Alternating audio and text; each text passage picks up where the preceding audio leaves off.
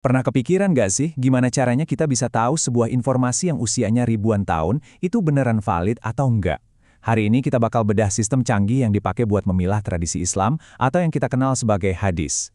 Jadi pertanyaannya, gimana caranya kita memverifikasi sebuah pernyataan dari 1400 tahun lalu? Jelas kita butuh sistem yang, super kuat kan? Dan ternyata para ulama hadis memang sudah membangun sistem itu dengan sangat teliti. Nah, jantung dari semua ini adalah hadis.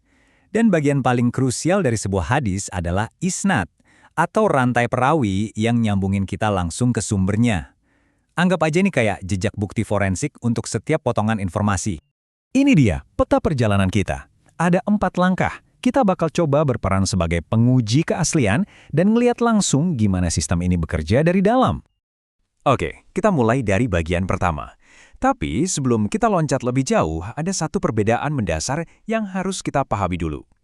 Gini, penting banget buat dicatat. Kita sekarang ini belum akan kasih label sahih atau lemah. Untuk saat ini, kita fokus memetakan struktur dan asal-usulnya aja. Anggap aja kita lagi periksa anatominya dulu sebelum kasih diagnosis. Oke, sekarang kita buka toolkit penguji kita yang pertama. Langkah paling awal adalah melacak sumbernya. Ini sebenarnya omongan siapa sih? Jadi, ada 3 level utama di sini. Pertama, marfu', artinya ditinggikan, karena bisa dilacak sampai ke Nabi.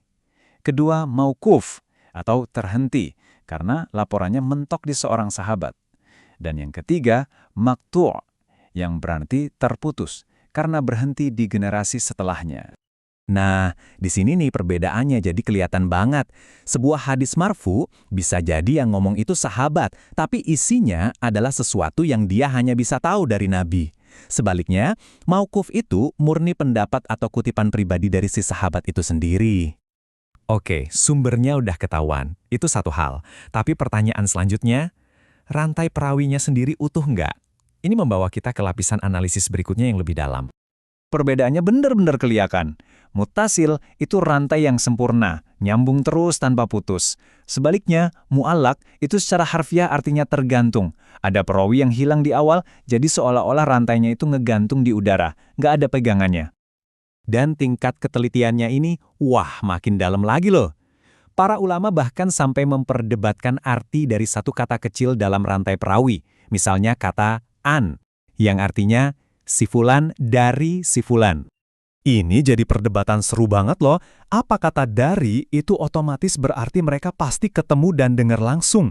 Imam Al-Bukhari pasang standar paling tinggi. Harus ada bukti kalau mereka pernah ketemu. Sementara Imam Muslim berpendapat kalau mereka hidup di zaman yang sama dan ada kemungkinan ketemu, itu udah cukup. Ini nunjukin betapa detailnya pemeriksaan mereka kan? Oke, alat pertama beres. Sekarang kita ambil alat kedua dari toolkit kita. Setelah kita tahu sumbernya, sekarang kita hitung. Berapa banyak sih orang yang ngomongin hal ini? Di sini ada 3 tingkatan. Kita mulai dari yang paling sedikit, fard atau tunggal, di mana cuma ada satu perawi di salah satu generasi. Naik satu tingkat ada aziz atau kuat, yang minimal punya 2 perawi di tiap levelnya. Dan yang paling banyak adalah masyhur atau terkenal, dengan minimal 3 perawi di setiap tingkatan. Nah, 3 kategori tadi, fard, aziz, dan masyhur, itu semua masuk ke dalam satu payung besar yang namanya ahad. Di sisi lain, ada kategori super spesial yang disebut mutawatir. Bedanya fundamental banget. Ahad itu ngasih kita probabilitas, kemungkinan, tapi mutawatir itu ngasih kita kepastian mutlak. Hadis mutawatir ini ibaratnya standar emas. Bayangin deh, ada satu kejadian, disaksiin sama puluhan orang dari tempat beda-beda, mereka nggak saling kenal, tapi laporin hal yang persis sama. Secara logika, kan nggak mungkin banget mereka semua janjian buat bohong kan? Nah, itulah kekuatan mutawatir. Baik, semua alatnya udah kita pegang. Kita udah tahu cara lacak sumbernya, udah tahu cara ngitung perawinya. Sekarang, yuk kita satuin semuanya. Dan mungkin ini poin paling penting dari semuanya. Keaslian sebuah hadis itu ternyata tidak ditentukan oleh jumlah perawinya. Dengan kata lain, kualitas selalu mengalahkan kuantitas.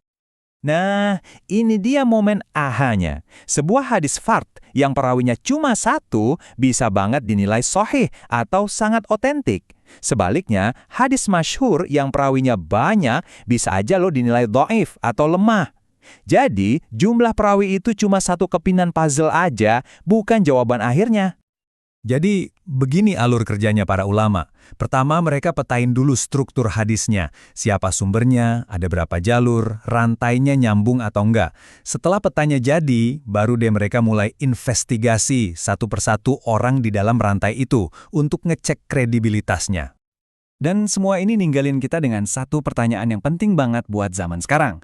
Di tengah lautan hoaks dan misinformasi digital yang kita hadapi tiap hari, pelajaran apa ya yang bisa kita ambil dari sistem verifikasi kuno ini tentang betapa pentingnya ngecek sumber sebelum kita asal pencet tombol share?